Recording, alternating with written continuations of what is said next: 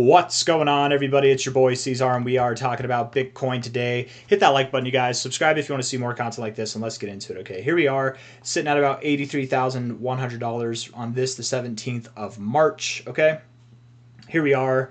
We do have bullish divergence on the 1 hour time frame, and that's nice, but to be completely fair, we have moved up already from this divergence, right? The divergence, if you see the low here, it started right back here.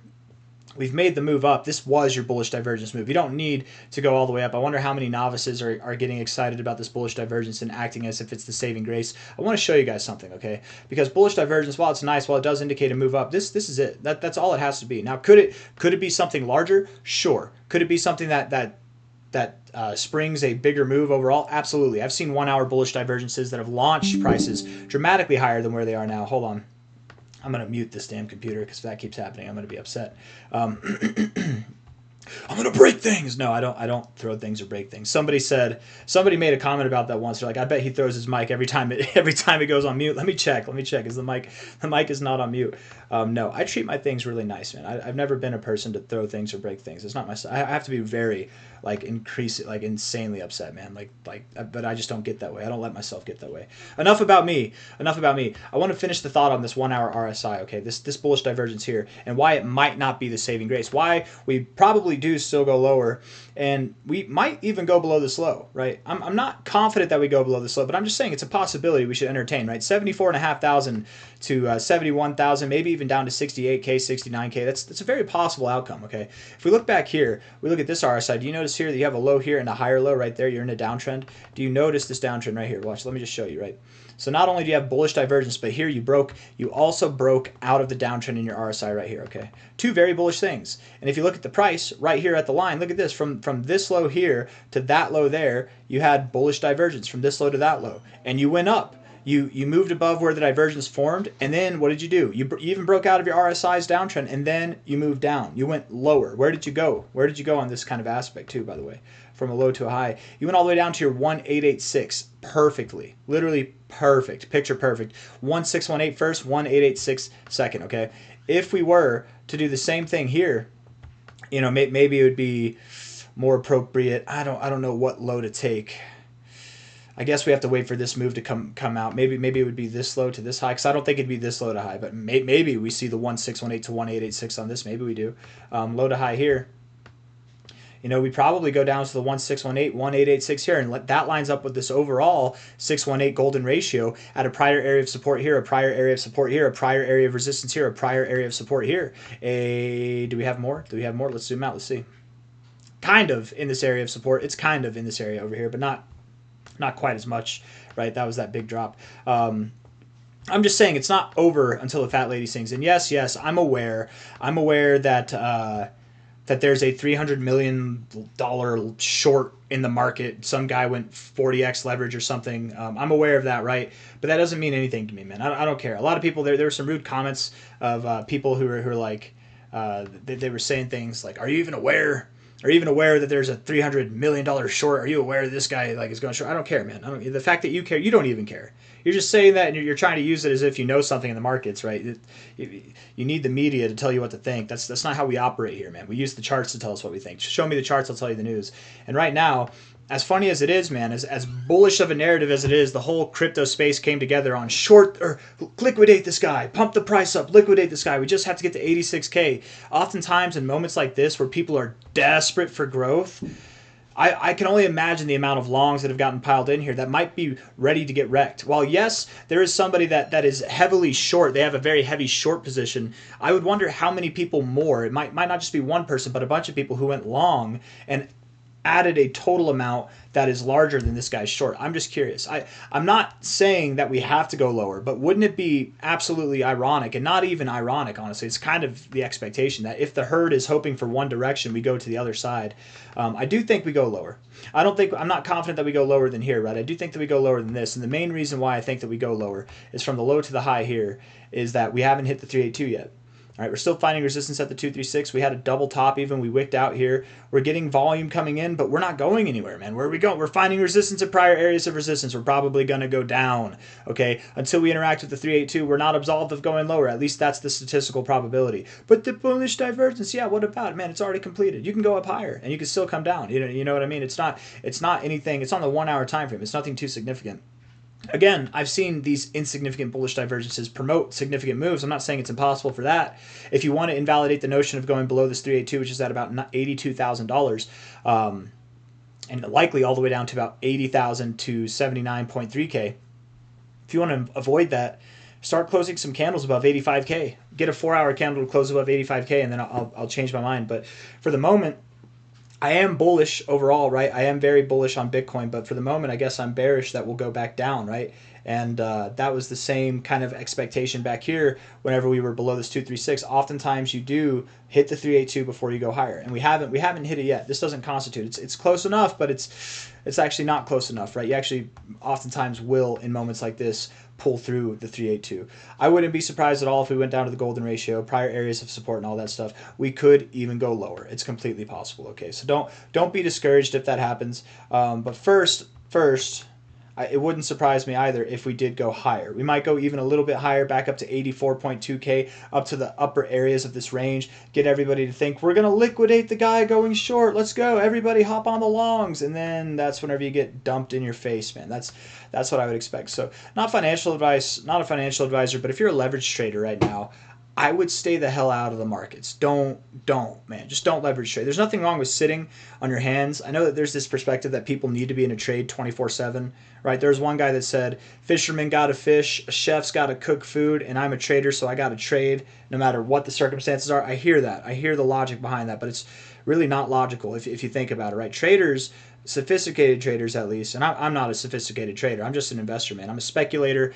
Someone called me a bad trader, and I'm like, I've never claimed to be a trader. I don't advertise trading at all. My camera went out, but traders, the sophisticated ones, they don't trade all the time. They look for opportunities, right? They're opportunists, if anything. A trader that trades all the time, you're more of a degenerate gambler, and you're setting yourself up for failure a lot more often than you're setting yourself up for success. You have no edge if you're just in a trade all the time, right? You're trying to guess the directional flow of the markets, and you're probably losing money if you're in a trade all the time, right? Not financial advice, not a financial advisor, but this is not the time to start laying on some heavy leverage, right? I want to read a comment that Jacob Canfield posted. I don't agree with everything that Jacob Canfield posts. Some things yes, some things no, but I think this was well written. Mom, they're fighting in the order books again. If you don't understand the rules of the game being played, it's best to sit out.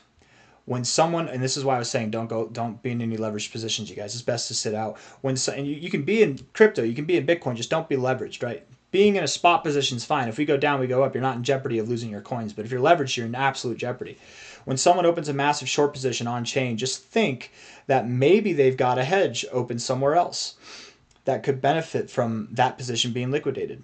They could also be arbitraging funding on Hyperliquid and Binance. Assuming that someone longing on a 40x is a degenerate whale and then try and counter them is a very fast way to get liquidated because you're playing a game where you don't know the rules. That's perfect, man. Yeah, that's absolutely perfect. Yeah. If you're trying to counter trade him by going long, you'll probably actually get wrecked. You will probably straight up get wrecked. And that's, I think, again, I don't agree with everything Jacob Canfield says. If you guys follow him, that's cool. I don't know the guy myself. I'm not trying to judge his character. But this is something that I thought was very well said. Very, very well said indeed, sir. And that's okay. I disagree with plenty. I disagree with my wife, man, all the time. And I love that woman. I got a kid with her.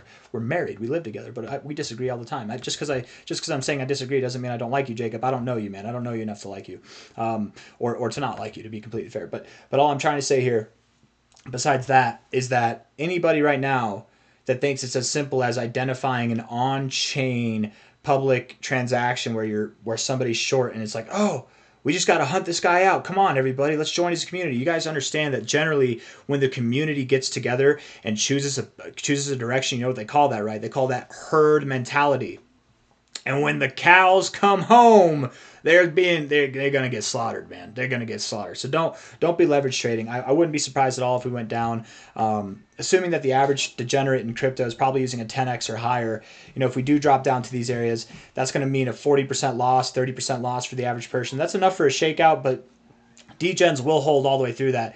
Really, if the average person's going 10x long or 10x long right now from the current price, let's say they went long from the lowest price. I doubt the average person got in at the lowest price, but let's just say there. It wouldn't be crazy at all to assume a 10% drop from there, because then 10x leverage or higher, you'd clean out all those positions. That takes us right down below 74K, guys.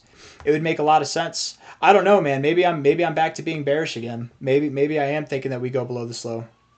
I'm 50-50 right now. Oh, man, did C-Zar the bear wake up? Is that what's happening? We got a lot of volume. We're not going anywhere, man. I don't know. We broke out of our bull flag to the downside. Got to call a spade, man. You're rejecting it for resistance. Yeah. If all the people out there that hate that I'm flip-flopping, just you wait, man. I think I'm about to do it again. Yeah, I think we are, in fact, going below this low yet again. The bullish butterfly, baby. It's still in full effect. This deformed wing, we're going to flap on deformed wings over the hills and through the flower fields, baby. I don't know. I think 73 to 72K targets are back on the table, you guys. If not lower. Wow. Wow. I really hope I'm wrong. I would love it if we just start moving up. But the thing is, we had the bull flag. We broke down. Now we have all this bullish hype. People are excited. What's the crypto fear and greed index at? What are we at right now? You literally just saw me change my mind on here. I didn't come into this thinking this, right? I'm literally just talking freeform here. Yeah, I bet you guys what we're doing right now, we are about to go lower. Yeah, yep. Where are we going to go? 1272 to the 1618 of this move. 74.2K to 69.4K. I got a feeling we're going to go to 72 to 73K. And if you get tired of the flip-flopping, you probably are not... You're probably not that experienced in trading or investing. You have to be able to flip-flop, man. You have to be able to switch sides. Not just with ease, not on emotional bases, right? Stay level-headed. But when the data is in front of your face saying one thing, when the sentiment in the markets is saying another thing, you gotta pay attention to that. And yes, the crypto fear and greed index is still at a 22. I'm fully aware of that. But if you guys were on X.com at all today, everybody was cheering for long positions to liquidate this guy, to go to 86K. And maybe we do, but the only way to validate this as a low, and invalidate the thought, we're back on it again, you guys. Oh man, I'm getting whiplash. I'm going to try to say all the things that anybody in the comments would say. You're a flip-flop. You're a, right? Like, do the thing that Eminem does. Just take away all their insults because they're not original. They just all say the same thing. And it makes, I'm not even going to get into it, but it makes sense that they can't think of original thoughts. It just makes sense, some of these people. But anyways, 91K. You get above $91,000, then I'm wrong. Then I'm proven wrong, right? Until then, bearish, I guess. We're C-Zar the bear, knocked out C-Zar the bull. We are back to bearish, baby. Yeah.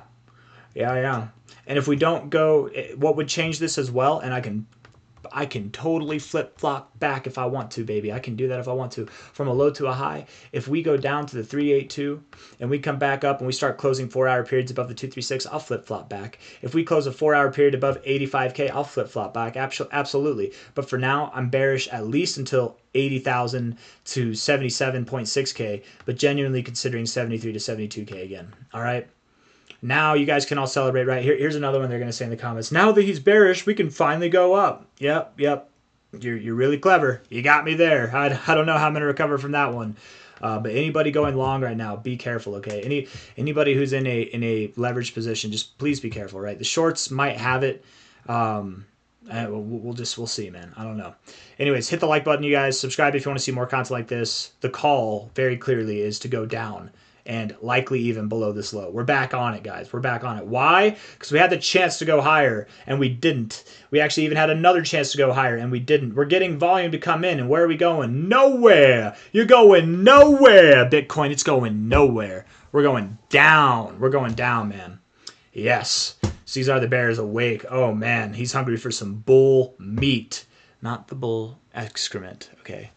Anyways, guys, I'll see you on the next one. Hit the like button. Subscribe. Keep up or get left behind, all right? Take it easy. Bye-bye.